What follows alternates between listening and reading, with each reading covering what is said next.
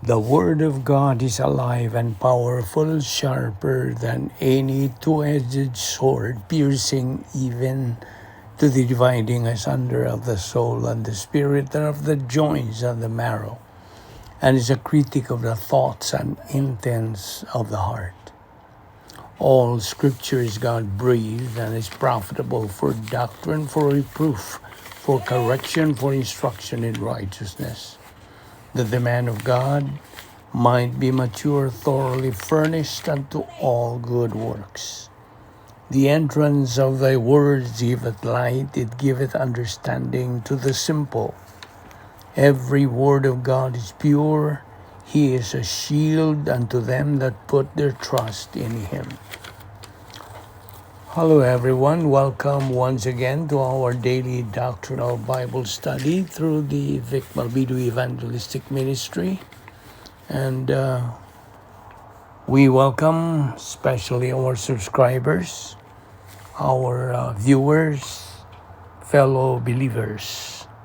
So we are going to continue our discussion on the doctrine of the Christian way of life. So we will start right away by reminding our fellow believers to get ready by using the principle of 1 John 1:9, the rebound technique.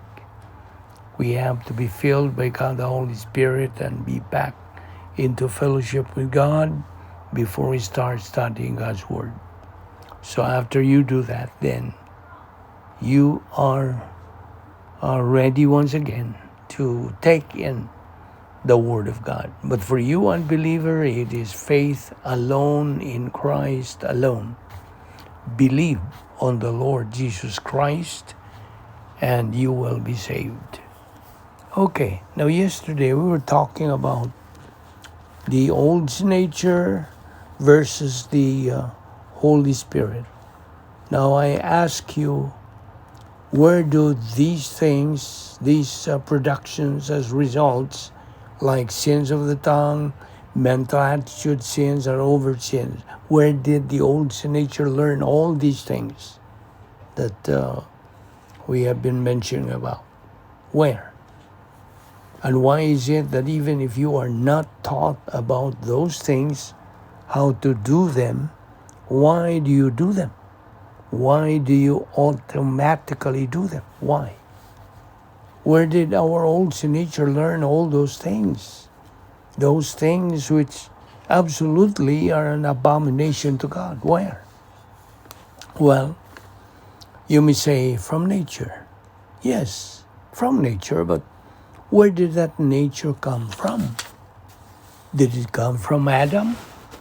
If so, Adam was crazy. Perhaps you would say, if I were Adam, I would not have done what he did, so there would have been no old sin nature. So I repeat my question, where did our old sin nature learn those stuff? Or where did we learn them? Have you not noticed this in a small child? A child who has not even learned how to talk already knows how to fool anybody. Haven't you noticed that? A small child, an infant who cannot even talk yet, knows how to fool you. He cries and cries, and when you take him onto your arms, he would stop crying, then he would laugh. Have you not noticed that? Now question, where did that child learn that? Where? Well, you might say, that's natural. That's a natural reaction. Yes, it's natural. But why is it that infants of animals don't do that? Why? So we can see now that this very nature really came from Adam's original sin, not from Adam himself. This very nature came from what Adam did. But what has Adam done, you might ask? Or you may rephrase it by asking, what did God forbid Adam?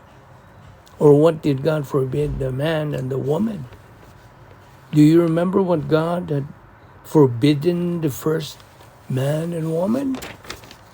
God forbade them to eat the fruits, not apples. The Bible does not say apples. It's fruits of the tree of the knowledge of good and evil. That's what God forbade them. In other words, before Adam and the woman disobeyed God by eating the fruits of the tree of the knowledge of good and evil, they never had any knowledge whatsoever about good and evil. Do you know why? Because everything they knew about was only the good. Can you see that? That is where our old sin nature originated. After they knew what is good and evil. And that is what makes children do, even when they are still small. That's why we would ask, where did we learn how to do those awful deeds, personal sins? Where? You see, it all started when Adam and the woman learned what was good and evil. Knowledge of good and evil. Okay? Now, on the other side, where does the Holy Spirit learn these things? These productions like joy, peace, love, long-suffering, etc. Where? Now let's find out, where do these productions come from, or what is its origin? Okay, now, here is a very good example.